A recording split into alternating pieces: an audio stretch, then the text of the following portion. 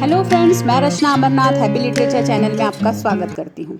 So friends, in this video I am going to talk about Charles Edward Trevelyan's ideas on the education of the people of India.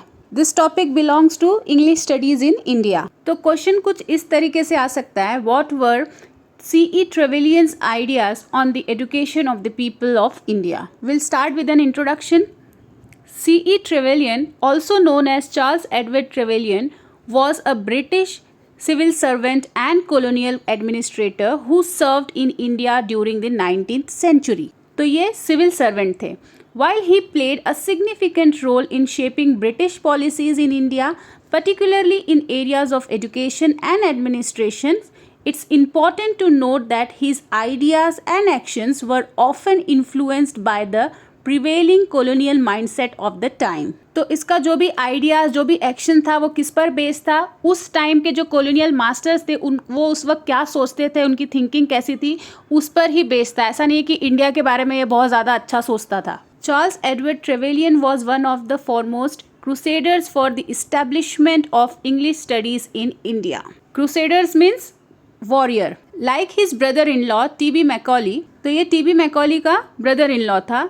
He had a firm conviction that education in India had to be built upon new foundations. मतलब जो traditional teaching method है या जो traditional education है उसको हटाकर नया education system को इंट्रोड्यूस करने की ज़रूरत है, ऐसा ये भी सोचने लगा था। He saw India and her inhabitants are in an advanced state of moral and intellectual decay. तो ये क्या सोचने लगा था कि इंडियंस के अंदर का मॉरल वैल्यूज, इंटेलेक्चुअल वैल्यूज, वो सब क्या होते जा रहा है? डिके होते जा रहा है, वो सब मरते जा रहा है। This depressing imperial views of the colony was counterpoised. Counterpoised मतलब न्यूट्रलाइज हुआ by his optimism. Optimism means ये फीलिंग कि आगे चल के कुछ चीज़ बदल जाएगा, अच्छा हो जाएगा।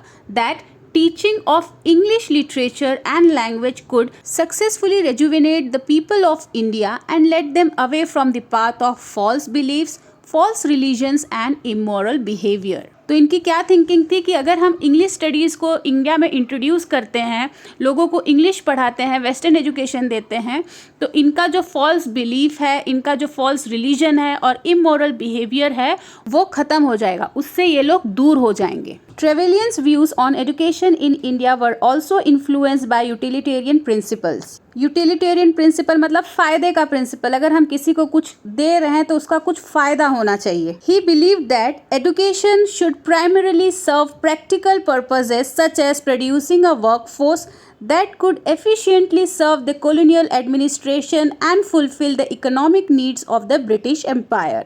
तो ये है फ़ायदा। This approach often neglected the broader aspects of education. Education का जो ब्रॉडर एस्पेक्ट है, मतलब जो इम्पोर्टेंट एस्पेक्ट्स है, उसको निगलेक्ट कर देता है। अगर कोई ऐसा सोच रहा है कि एजुकेशन का यूज़ क्या है या फिर एजुकेशन से हमको ये फ़ायदा मिलना चाहिए, तो एजुकेशन का क्या इम्पोर्टेंट एस्पेक्ट्स है? critical thinking, promoting cultural understanding, respecting the diversity of knowledge. It is worth noting that Trevelyan's ideas and policies were not universally accepted or implemented without criticism. तो उनके ideas और policies पर बहुत ज़्यादा criticism हुआ है। Many Indian reformers and intellectuals such as Raja Ram Mohan Roy and later Mahatma Gandhi advocated for more inclusive and culturally sensitive approach to education. They emphasize the need for preserving and nurturing India's own educational heritage while integrating aspects of modern education. In his famous treatise on the education of the people of India, ये उनका एक treaty था। Trevelyan interpret education as a tool which the conversion of the Indian people could be achieved. तो अपने इस treaties में on the education of the people of India Trevelyan ने क्या इंटरप्रेट किया, क्या समझाया लोगों को कि इस एजुकेशन के थ्रू, एजुकेशन को एक टूल बताया, उसके थ्रू इंडियंस का कन्वर्जन पॉसिबल है। तो ये कन्वर्जन क्या इन्वॉल्व करता है? Rejection of native religions and cultures by native Indians themselves. Like the missionaries, Trevelyan is unable to see any redeeming features in the native cultures. These cultures, in his view, have to be replaced by the advanced culture of the West represented by the English colonizer. तो इनको Indian culture जो था वो useless लगता था, बहुत ही backward लगता था। तो ये लोग चाहते थे कि जो इंडियन कल्चर है वो वेस्ट कल्चर से रिप्लेस हो जाए। तो एजुकेशन प्रोवाइड करने के पीछे इनका ये मोटिव था। Trevelyan was of the opinion that the English literature could act as a mediator between English culture and the natives. He concludes that the best possible way to convert Indian is to teach them this literature. English education will erase consciousness of foreign domination as it will produce natives who will be cut off from indigenous knowledge and totally identify themselves with English colonizer.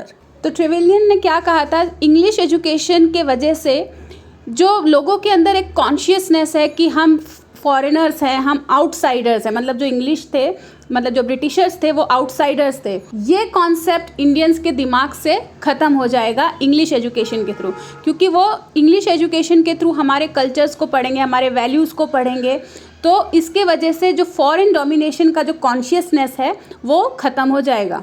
I hope इस video से आपको थोड़ा बहुत idea मिल गया होगा कि Trevelyan का क्या व्यू था एजुकेशन को लेकर। Now let's conclude this. While Charles Edward Trevelyan played a role in shaping British education policies in India, his ideas were rooted in the colonial mindset of the time, focusing on imposing British values and governance system rather than recognizing and respecting the existing educational traditions and cultural diversity of India. तो friends, इस video में बस इतना ही। अगर आपको ये video अच्छा लगा, आपके लिए हेल्पफुल है, तो प्लीज़ इसे लाइक कर दीजिए, चैनल को भी सब्सक्राइब कर लीजिए। तो मिलते हैं मेरे नेक्स्ट वीडियो में एक नए टॉपिक के साथ। तब तक के लिए आप अपना ख्याल रखिए। बाय।